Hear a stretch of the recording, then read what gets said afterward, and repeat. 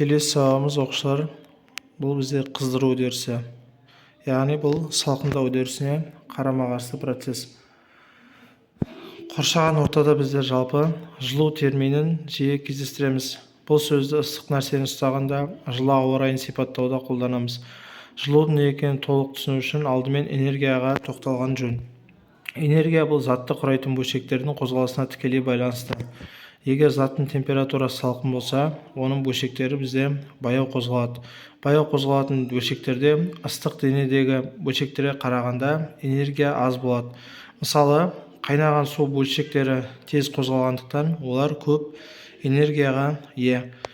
Мына жерде бізде суретте көрсетілген температураның жоғарылауымен дене бөлшектерінің кинетикалық энергиясы жоғары болады және жылдамырақ қозғалады. Осы суретте мұқият қарап көрсеңіздер болады. Үйде, мектепте жылытқыштардың сан алуан түрлерін кездестіреміз. Бұл жылытқыштар бізде ауаны жылытып, өз энергиясын қоршаған ортаға таратады.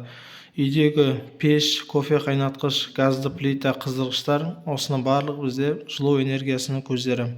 Біз жылуды ас дайындауға, суықта бөлмені жылыту және электр қуатын өндіру үшін қолданамыз. Адам денесі де қоршаған ортаға жылу бөледі. Оны біз қолымызға мұз кесектерін ұстап көру арқылы дәлелдесек болады.